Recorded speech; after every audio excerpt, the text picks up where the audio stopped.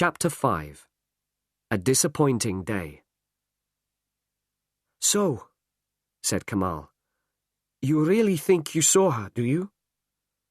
Kamal and Tom were sitting in the American bar at the Park Hotel. Tom thought carefully for a moment before answering. "Yes," he said slowly. "Yes, I do. You probably think I imagined it. I understand that. But I'm convinced I saw her. That's all."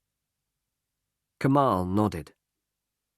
"I can't stop thinking about yesterday," Tom continued. "I close my eyes and I can see Angela there on the pavement. I can't forget that." "Listen, Tom," said Kamal. "We only met yesterday, but already we're friends. You're in my country. You're my friend. And you need help. If you think you saw Angela, that's enough for me. I believe you. Now we have to decide what to do." "There are two things I want to do as soon as possible," said Tom. "I want to go to the street where I saw Angela. Then I want to go to the British consulate. I have an appointment for this afternoon." "Okay," said Kamal. "The street where you saw Angela. Do you think you can remember where it is?" "No problem," said Tom. "We can drive along the same route as the airport bus. I'm sure I'll remember it." "And what do you think you will find there?" "I'm not sure. But she was going into a building with two men. At least we can find the building. Maybe that will tell us something." "Okay," said Kamal. "My car's outside. Let's go." Tom and Kamal were driving through the city. "It was a wide street," said Tom.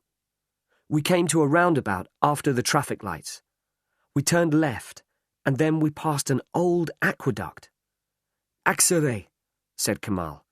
"It's near here." Kamal drove over Ataturk Bridge. After a few minutes, they saw the old aqueduct. Then they came to a large roundabout and turned right. "This is it," said Tom. "It's somewhere near here." They were approaching some traffic lights. Tom looked out of the window at the buildings on the left. "No," he said. "Not here." They drove on to the next traffic lights. "This is it," said Tom. "This is the place." Kamal stopped the car. "You get out. I'll find a parking place." Tom got out and looked around him. He was in a wide street of shops and offices. A newspaper kiosk. A travel agency. He remembered them from the day before. He stood looking at the buildings opposite until Kamal arrived. Tom pointed across the street to the entrance to an office building. "That's it, I think," he said. They crossed the street and looked at the nameplate beside the entrance to the office block. There were many names there. A lawyer, a dentist, a doctor, and many other offices. Tom stood looking at the names for a few moments. "Well," he said finally, "I'm sure she went into this building.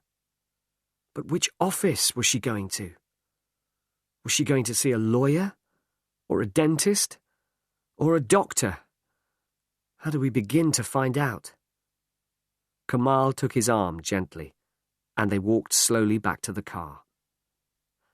"Listen, Tom," he said. "You're going too fast. You can't expect to find out everything immediately. Wait until you see the man at the consulate. After that, we'll think about it. Then we can decide what to do. We know she was going into that building. That's something anyway. Now look, it's lunchtime. You must be hungry. I know a good restaurant near here." "You're right," said Tom. We have to be patient.